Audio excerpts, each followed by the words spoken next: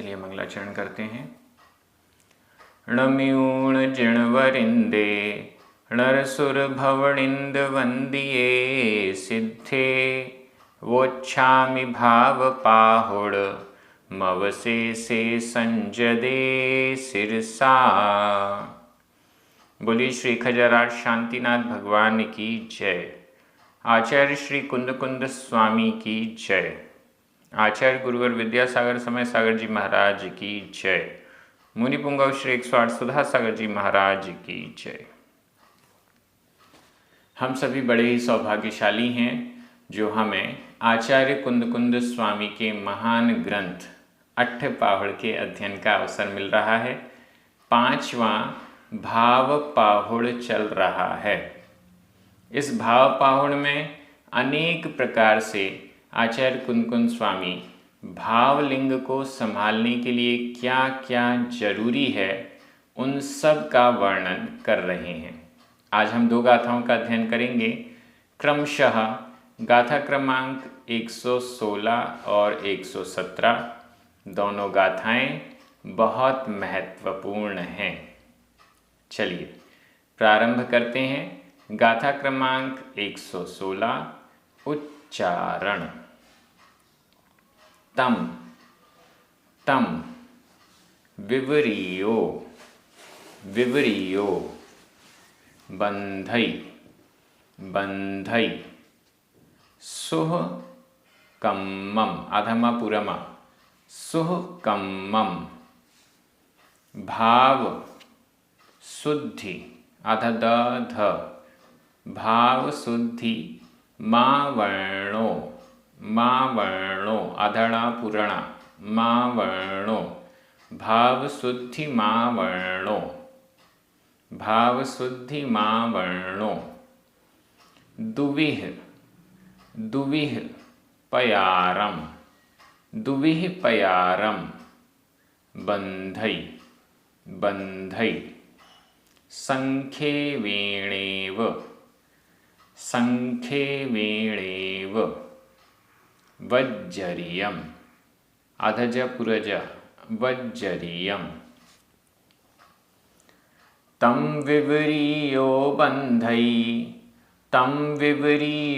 बंधई सुहकम्मं भाव शुद्धि मावर्णो सुहकम्मं भाव शुद्धि मावर्णो दुविह पयारम बंधई दुविह पयारम बंधई संखे वेणेव वज्जरियम संखे वेणेव वज्जरियम।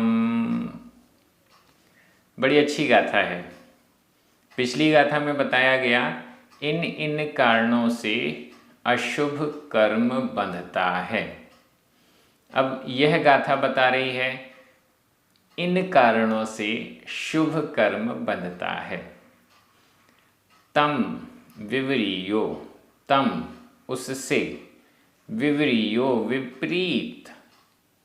पिछली गाथा में जो कहा गया तम उससे विवरीयो विपरीत उससे विपरीत उससे उल्टा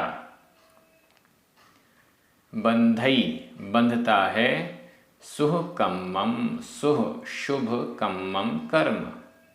जो पिछली गाथा में कारण बताए गए उन कारणों से विपरीयो विपरीत होने पर उससे विपरीत होने पर सुह कम्मम शुभ कर्म बंधई बंधता है बंधई बंधता है सुह कम्मम शुभ कर्म साता वेदनीय शुभ कर्म है। अन्य पुण्य प्रकृतियाँ उच्च गोत्र शुभ नाम कर्म जिसमें तीर्थंकर प्रकृति भी शामिल है ये सब शुभ कर्म कहलाते हैं।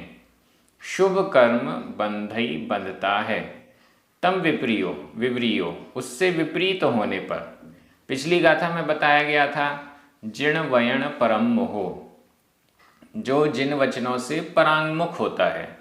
अब जो जिन वचनों के सम्मुख होता है जिन वचनों में जो रुचि रखता है ऐसा व्यक्ति सुह कम्मम शुभ कर्म को बंधई बांधता है। किन किन कारणों से हमें उल्टा करना है? मिथ्यात्व, मिथ्यात्व से अशुभ कर्म का बंध होता है। शुभ कर्म का बंध मिथ्यात्व को छोड़ने से, सम्यक्त्व को ग्रहण करने से। कषाय से अशुभ कर्म का बंध होता है, कषायों को छोड़ने से शुभ कर्मों का बंध होगा। असंयम, असंयम, इसका उल्टा संयम, संयम से शुभ कर्मों का बंध होगा। अशुभ लेश्याएं, अशुभ लेश्याओं से उल्टा शुभ लेश्याएं। पीत, पद्म और शुक्ल लेश्या, इनके द्वारा शुभ कर्मों का बंध होता है। तम विपरीयो, उससे विपरीत होने पर सुहकम्मम, शुभ कर्म बंधई बांधता है। अब हम देख लें कि हमको अशुभ कर्म बांधना है या शुभ कर्म बांधना है। किन कारणों से अशुभ कर्म बंधता है और किन से शुभ कर्म बंधता है, इन दोनों को यहाँ पर बता दिया गया। भाव शुद्धि मां वर्णो, यहाँ संधि विच्छेद कर लें। भाव शुद्धिम, आधा म, आवर्णो, बड़ा आ, आधा मा और बड़ा आ मिलकर माँ में बड़े आ की मात्रा हो गई। भाव शुद्धिम आवर्णो, भाव शुद्धि को, भावों की शुद्धि को, भावों की विशुद्धता को, आवर्णो, आपन्न, संपन्न, भावों की शुद्धता से जो संपन्न है, भावों की शुद्धि से जो सहित है, ऐसा तम विवरीयो, उससे विपरीत, ऊपर वाली गाथा से विपरीत और भाव शुद्धि से संपन्न, आवर्णो प्राप्त, भाव शुद्धि को प्राप्त मतलब भाव शुद्धि से सहित, भावों की शुद्धता जिसमें है, अंतरंग परिणाम जिसके अच्छे हैं, ऐसा व्यक्ति सुहकम्मम, शुभ कर्मों को बंधई बांधता है। लाइन पूरी क्लियर है। भावों की शुद्धि से संपन्न, उससे विपरीत, ऊपर वाली गाथा जो बताई गई उससे विपरीत, अर्थात जिन वचनों के सम्मुख और जो कारण बताएं उनसे भी उल्टे होने पर सुहकम्मम, शुभ कर्म बंधई बंधता है। नीचे की लाइन, दुविह पयारम बंधई, ये जो कर्म का बंध है, दुविह, दु दो, विह प्रकार, दो प्रकार से, पयारम प्रचार, पयार का अर्थ प्रकार भी होता है, पयार का अर्थ प्रचार भी होता है। दो प्रकार का प्रचार या दो प्रकार का बंधई बंधता है। शुभ और अशुभ दोनों की चर्चा हो गई, तो यहाँ पर दुविह पयारम का अर्थ दो प्रकार से प्रचारित है, मतलब अशुभ कर्म और शुभ कर्म बंध के रूप में ये दो प्रकार का है। तो ये दुविह पयारम में शुभ और अशुभ के दो भेद ज़्यादा अच्छे रहेंगे। दुविह पयारम, दो प्रकार का जो प्रचार है, इसको बंधई बांधता है। संख्येवेणेव, संख्येवेणेव, यहाँ भी संधि विच्छेद कर लें। संख्येवेण, अणा में छोटा आ, एव, ए की मात्रा, अ और ए मिलकर अ का लोप हो गया, ए शेष रह गया।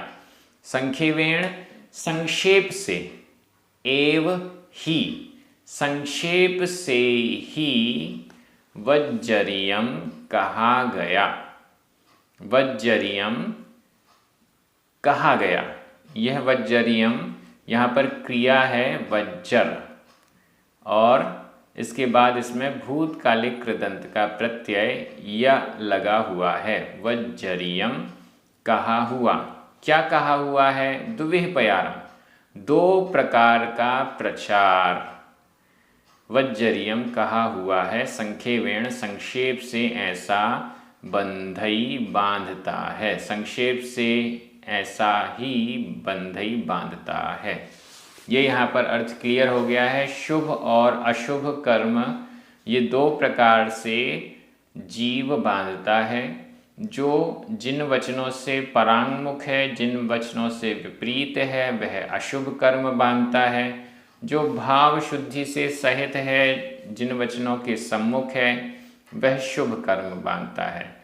मिथ्यात्व, कषाय, असंयम, योग, अशुभ लेश्याएं, इनके कारण अशुभ कर्म बनता है और इनसे विपरीत सम्यक्त्व, अकषाय, संयम और शुभ लेश्याओं से शुभ कर्म बनता है। ऐसा हमें समझना चाहिए।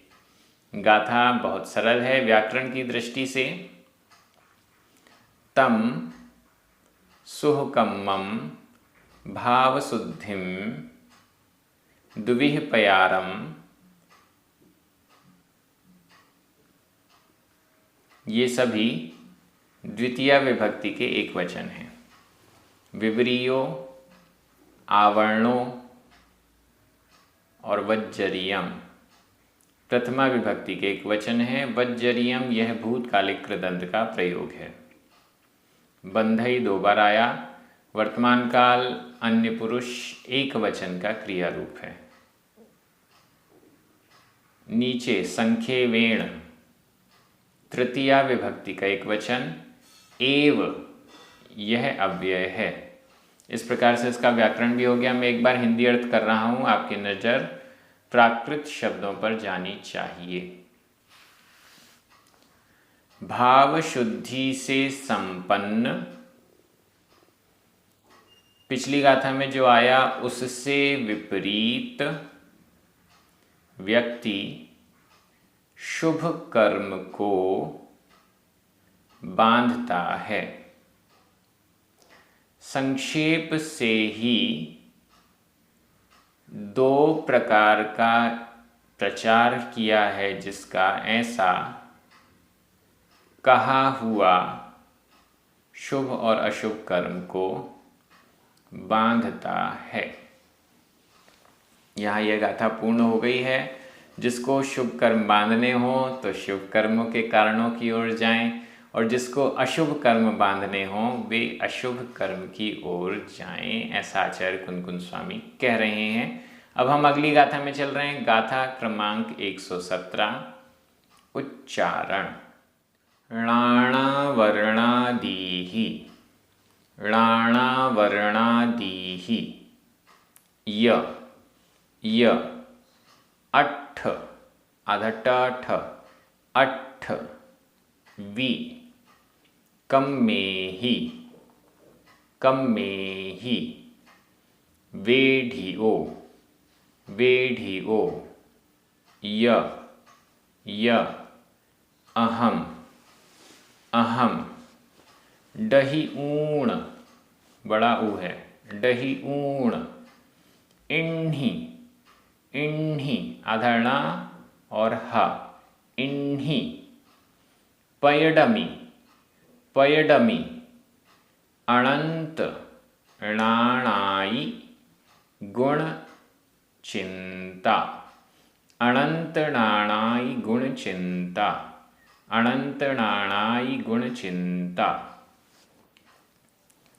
णाणावर्णादीह्य, णाणावर्णादीह्य, अट्ठविकम्मेहि वेढियो य अहम, अट्ठविकम्मेहि वेढियो य अहम, डहि ऊण इन्हि पयडमि, डहि ऊण इन्हि पयडमि, अनंत णाणाई गुण चिंता, अनंत णाणाई गुण चिंता।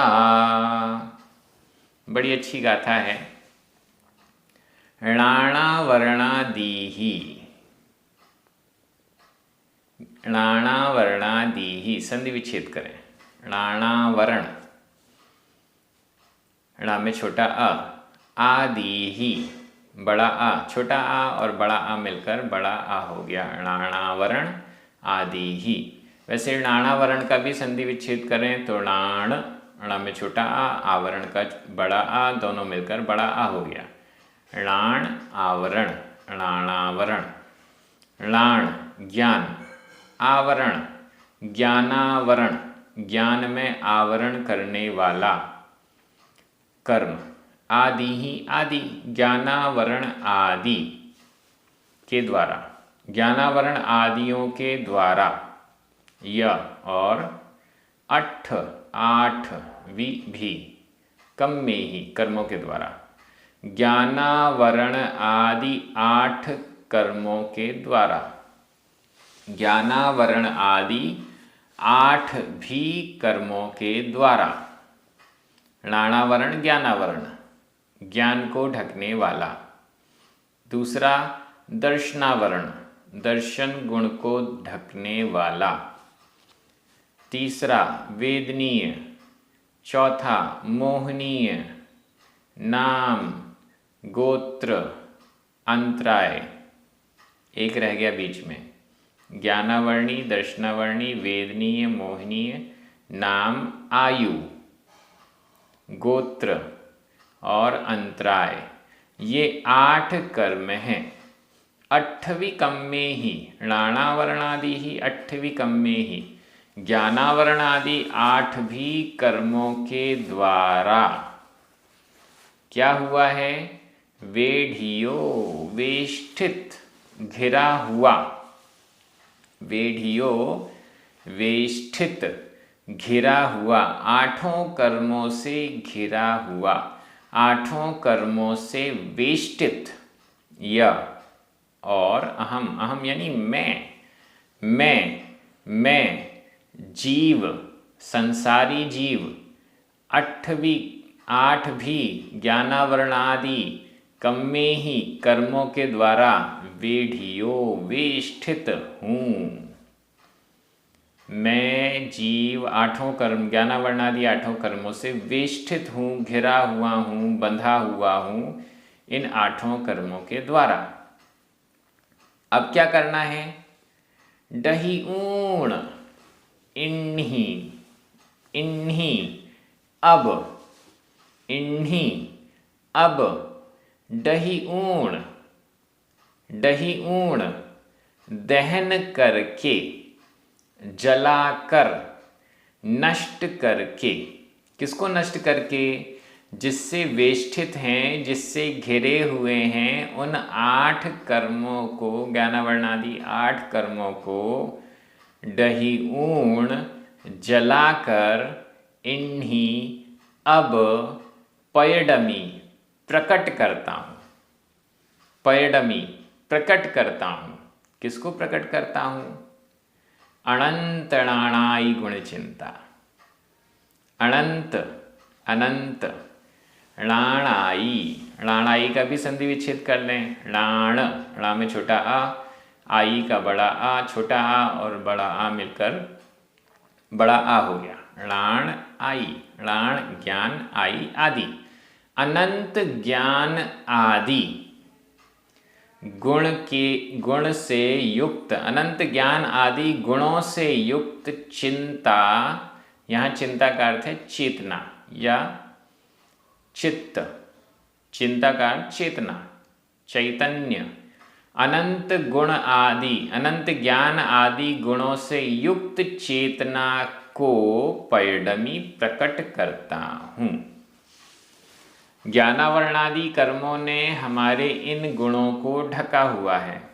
णाणावरण, ज्ञान का आवरण, ज्ञान पर आवरण डाल दिया है। तो अब इस ज्ञानावरण को डही ऊण, जलाकर, पयडमी, प्रकट करता हूँ अनंत णाणाई गुण, अनंत ज्ञानादि गुणों से युक्त चिंता, चेतना। अनंत ज्ञानादि गुणों से युक्त चेतना को मैं पयडमी, प्रकट करता हूँ। ऐसा भाव, ऐसा संकल्प आचार्य कुंद स्वामी प्रकट कर रहे हैं, डही ऊण नष्ट करके। जब तक इन ज्ञानावरणादि कर्मों को नष्ट नहीं किया जाएगा पूर्ण रूप से, तब तक यह अनंत ज्ञान आदि गुण प्रकट नहीं होंगे। ज्ञानावरणी कर्म को हटा देंगे तो अनंत ज्ञान प्रकट हो जाएगा।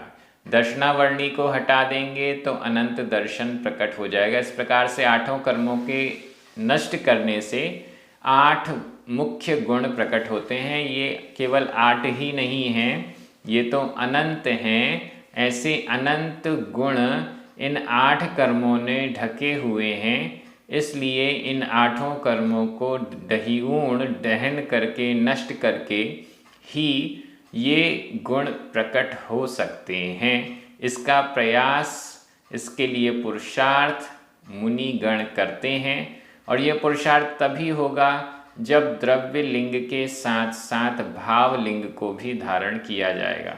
यदि भाव लिंग नहीं है, भावों की शुद्धता नहीं है, तो कर्मों को नष्ट करना भी पॉसिबल नहीं है, ऐसा समझना चाहिए।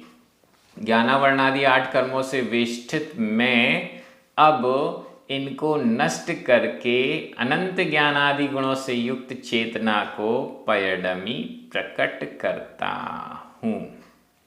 व्याकरण की दृष्टि से णाणावर्णादि ही, अठ, कम्मे ही, इन तीनों में तृतीया विभक्ति का बहुवचन है। वैसे अठ में कोई विभक्ति दिख नहीं रही है, लेकिन अर्थ तृतीय विभक्ति के बहुवचन में जा रहा है।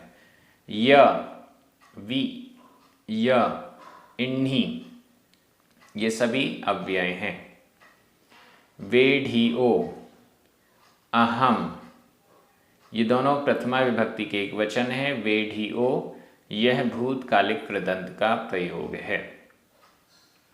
डहि ऊण संबंधक भूत कृदंत का प्रयोग है, ऊण प्रत्यय लगा हुआ है। पैडमी वर्तमान काल उत्तम पुरुष एक वचन का क्रिया रूप है। अनंत नाणाई गुण चिंता, यह भी द्वितीय विभक्ति का एक वचन है। वैसे तो प्रथमा एक वचन जैसा दिख रहा है, लेकिन इसका अर्थ द्वितीय एक वचन में जाएगा। अब मैं इसका हिंदी अर्थ कर रहा हूं, आपकी नज़र प्राकृत शब्दों पर जानी चाहिए।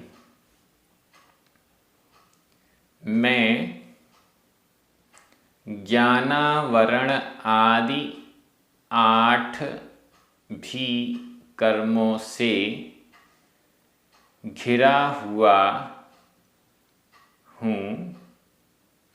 अब इनको जलाकर अनंत ज्ञान आदि गुणों से युक्त चेतना को प्रकट करता हूँ। इस प्रकार से हमारी दोनों गाथाओं का अर्थ हो गया। दोनों गाथाएं बहुत अच्छी हैं, इनका मनन चिंतन अनुकरण करना आवश्यक है। भाव पाहुड़ थोड़ा सा बड़ा ग्रंथ है, लेकिन धीरे धीरे हम इसको कंप्लीट करने की दिशा में आगे बढ़ते जा रहे हैं। बहुत जल्दी सभी गाथाएं भी पूर्ण हो जाएंगी। आप सभी बहुत अच्छे से स्वाध्याय कर रहे हैं, सभी बहुत खुश हैं। जिनवाणी स्तुति कीजिए, 9 बार नमोकार मंत्र पढ़िए। सभी को जय जिनेंद्र।